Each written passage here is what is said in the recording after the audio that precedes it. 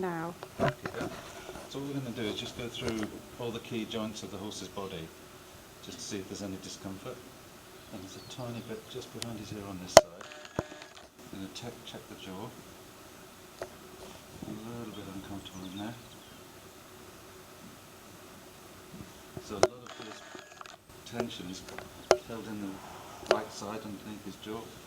So we'll just check the top of his head on this side. And a little bit more reactive, tighter in the poll on this side. So although uncomfortable on the near side, a little bit worse on that side. So we've got tension in the jaw, tension in the poll, and the referred discomfort comes down through the brachiocephalic muscle into the forearm. So he's quite uncomfortable there. So that's how uncomfortable he is. He's going to tell me how uncomfortable he is. So the muscle, again, same again. So we could trace that discomfort right the way back up his neck. And that's where it is. So there's the problem. There's the secondary problem. Now this is the secondary problem, is what slows down the shoulder. Yes, I know. Okay. So again, quite tight in the shoulder. The thoracic lumbar junction just behind the saddle. Again, if you could reach, you'd probably tell me the same thing. So in his back, he's tighter on his right side. A little bit on his left, but more so on the right. So they're quite uncomfortable. These are normal discomforts that all horses get. It depends how much it affects them, how much it slows down their progress in training and competing or racing, as this case may be. So we're just going to work down his neck. You just see what there we go, there's one. There's another. So that's relieving air and pressure that's got caught in the joint that can cause that spasm that creates a lot of this going on. So he thought about it because the last time I touched him there he was uncomfortable. Now the nice thing about horses, there's no placebo. So that's how quickly this can either affect a horse positively and negatively.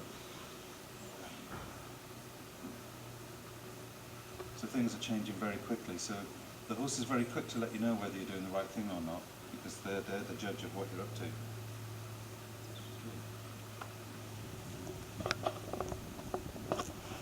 So now not reactive. And so what we're doing is we're compressing the joint and taking it past a point the horse would naturally do it for itself, because if you go so far and it's tense or stiff or uncomfortable, you'll stop. So this is how we're working through this. So to get his jaw to relax, we're going to focus on the joint here, and we'll put the thumb in the roof of his mouth and get his jaw to open. And that alleviates pressure, tension, inflammation that builds up just from the fact that horses chew a lot. So you can see it all moving. Now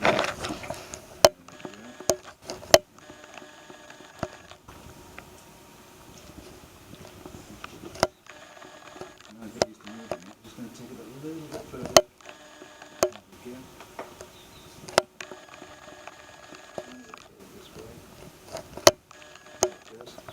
So again, pushing out the inflammation that causes a problem in training and competing. Also, these issues tend to put the horse's head up. So if we're trying to make them, or get them to make progress forward, in any discipline, they can only do it by dropping the head and progressing through the shoulder. So that's gone. That's gone. That's gone. That's better. So.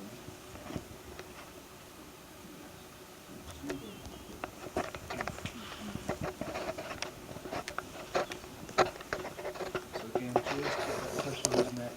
There it goes. So that was right down at the bottom, C7, T1 junction. So that's where the neck fits into the body, just underneath the scapula. So if I just,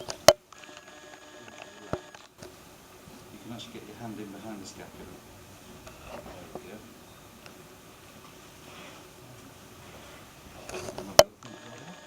So him looking at you like that is him kind of, without humanising him, that's him pondering what we've just done. Him blowing his nose, licking and chewing is relieving tension, so we know we're onto something.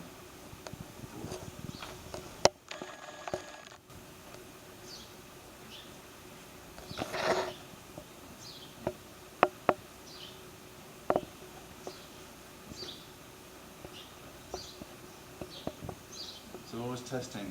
This isn't a treatment what I'm doing now, it's just testing that what we're looking for is a relaxed muscle rather than a tense or a muscle in spasm. So we're judging by the horse's reaction. Whatever they did when we first started palpitating for looking for discomfort.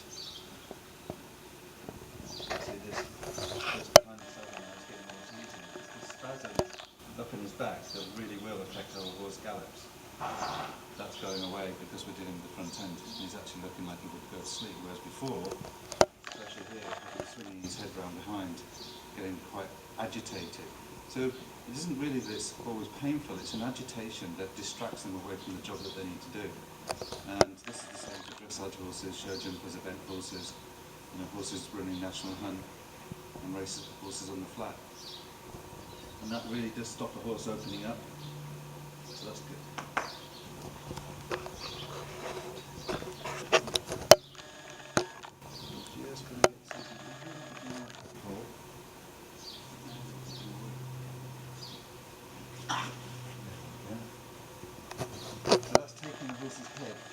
Through a rotation that it naturally wouldn't do for itself. If it did, it would be a bit of a fluke. So horses can't self-medicate or treat themselves.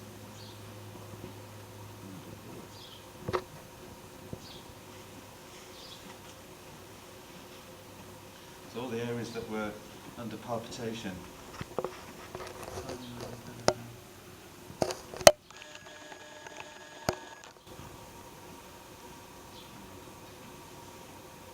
so the fact that that's just lower than the atlas, and just in behind the jaw here, that coincides with this pressure under his jaw on that side, there. This is a bit of a weird one, but to alleviate that pressure, there's a lot to do with the hired apparatus underneath the jaw. So I'm just going to hold his tongue, not pull it, but to hold it. And by getting it to come out the near side, we're stretching all the soft tissue on the inside of his head, on this side where there's a lot of tension. So he's probably going to want to go to sleep, so I'm just going to wriggle my finger on the roof of his mouth, just to get the tongue going again. Yeah.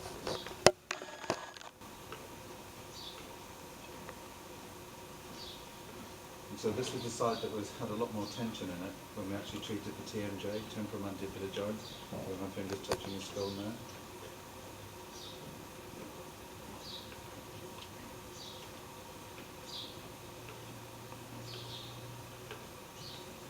So what this does is when he starts to move his tongue and he opens his mouth and holds it like he's yawning, there again.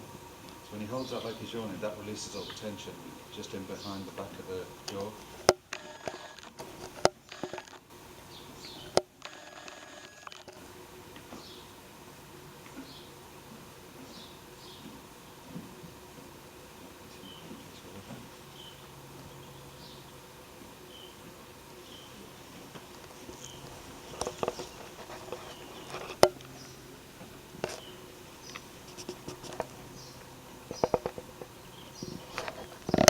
Apparatus and the hyoid bone that sits right underneath the tongue is connected down through the neck and into their chest to a lot of connective tissue. So as much as it can be generated and caused by the horse eating and chewing, which they're all going to have to do, it's amazing how that can affect how the shoulders are used and also the tension and the pressure and the spasm that impedes their performance. So whereas before we had agitation, a